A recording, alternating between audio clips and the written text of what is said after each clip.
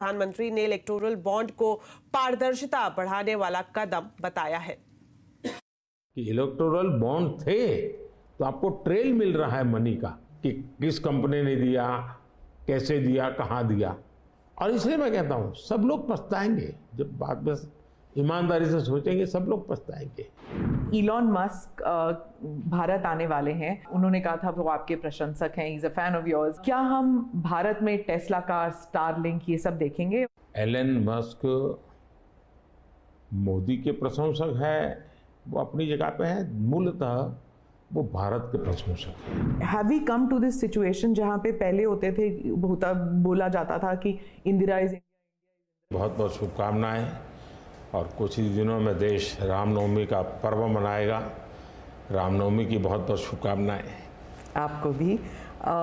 मेरा पहला सवाल होगा ये कि आपने कई भाषणों में कहा है कि 2024 आपका लक्ष्य नहीं है, 2047 है।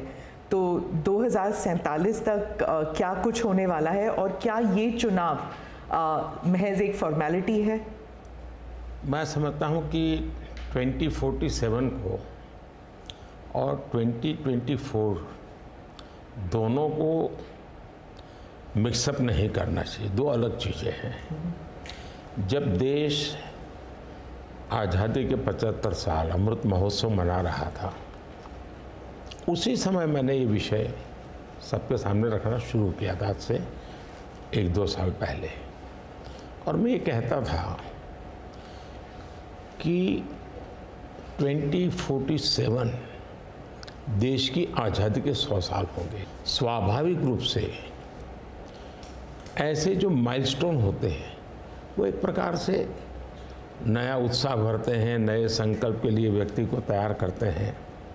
और उस अर्थ में मेरा मत था कि एक मौका है, 75 साल पर हम खड़े हैं, 100 साल पहुंचने वाले हैं, इस 25 साल का सर्वाधिक उपयोग कैसे करें। हर इंस्टीट्यूशन, हर कोई अपना एक लक्ष्य बनाए। भाई मैं अपना गांव का प्रधान हूं, 2047 तक मेरे गांव में इतना तो मैं करूंगा। आरबीआई को मैं कार्यक्रम में भी गया, 90 साल का उनका कहा। तो मैंने कहा कि 10 साल बहुत महत्वपूर्ण है, आपके 100 साल होंगे, इस पर अभी से सोचिए। तो मेरे मन में 2047 ये भारत की आज़ादी के 100 साल और देश में एक प्रेरणा जगनी चाहिए।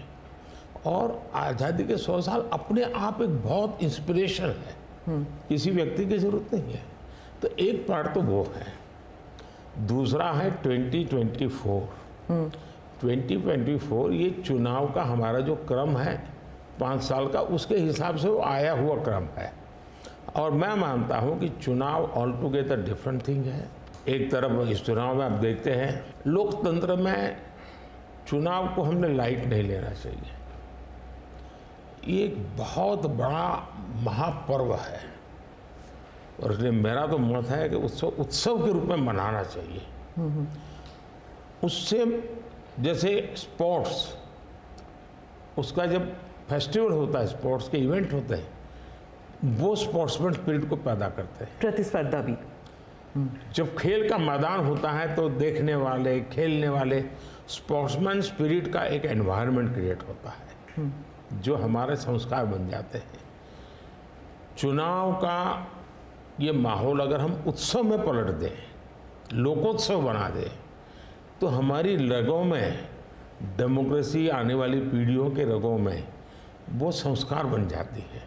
और लोकतंत्र के लिए बहुत आवश्यक है कि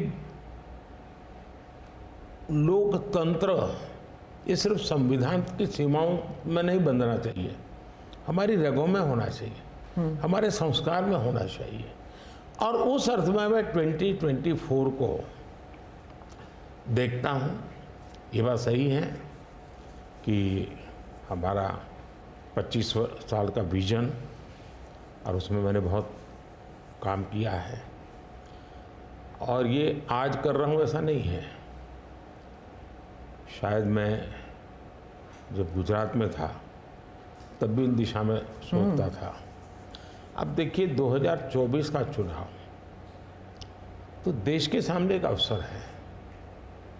कि एक कांग्रेस सरकार का मॉडल और एक बीजेपी सरकार का मॉडल, उनका 5-6 दशक का काम, मैं उनके लिए बहुत खुला मैदान छोड़ता हूँ, 5-6 दशक का काम, और मेरा सिर्फ 10 साल का काम। कंपैरिजन कीजिए, किसी भी क्षेत्र में कंपैरिजन कीजिए, अगर कुछ कमियां होगी तो भी हमारी एफर्ट्स में कमी नहीं रही होगी। दूसरा, मुझे 10 साल में 2 साल तो कोविड की लड़ाई में जाना पड़ा और आफ्टर इफेक्ट भी बहुत था, फिर भी आज हम कंपैरेटिवली देश को स्पीड कहो, स्केल कहो, सर्वांगीण विकास की बात करें तो वो कहें, सर्वसमावेशक विकास की बात कहें तो वो देखें, हर पैरामीटर पे आपको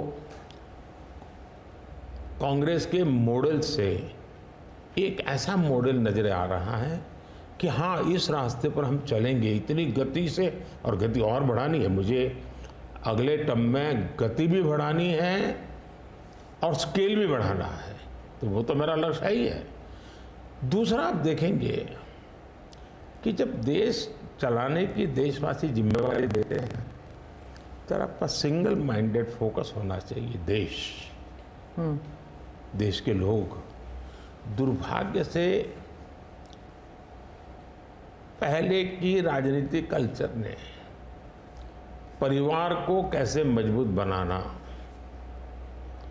परिवार की जड़ों को कोई उखाड़ न दे, उसी में शक्ति लगाते रहे, जबकि मैं देश मजबूत इसी एक लक्ष्य को लेकर के काम कर रहा हूँ। मेरी सरकार पूरी उस लक्ष्य को लेकर काम रही है, और जब देश मजबूत होता है तो हर कोई उसका बेनिफिशियरी संतोष अनुभव करता है कि हाँ यार, कुछ तो हो रहा है, मेहनत तो कर रहा है, ईमानदारी से कर रहा है, इन चीज़ों का इम्पैक्ट होता है। तो 2024 ये चुनाव है और चुनाव का मैदान है, तो हम एक अपने ट्रैक रिकॉर्ड को लेकर के गए हैं और वे अपने ट्रैक रिकॉर्ड को लेकर के आए हैं।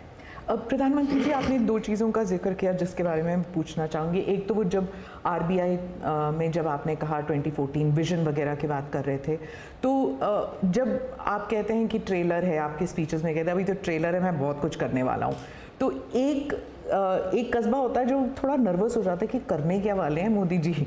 एक वो नर्वस होते हैं जो दूसरी जिनका विश्वास आप पर पूर्ण तरह है, वो सोचते हैं कि हाँ, अभी और काम बाकी है और मोदी जी उसे अंजाम देने वाले हैं। तो दोनों के लिए आप अगर हमें बताएं कि विजन क्या है कि 2047 तक किस तरह ये विजन सक्सेसफुल होगा, क्या आपका गेम प्लान है?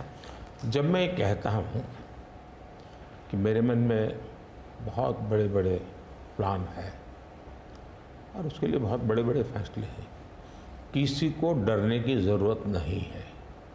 मेरे निर्णय किसी को डराने के लिए नहीं है, किसी को दबाने के लिए भी नहीं है। मेरे निर्णय देश के सर्वांगीण विकास के लिए है, जन कल्याण के लिए है, देश के युवाओं के एस्पिरेशंस को मैं देर करना नहीं चाहता हूँ, मैं समय बिगाड़ना नहीं चाहता हूँ, उस अर्थ में मैं कह रहा हूँ। दूसरी बात है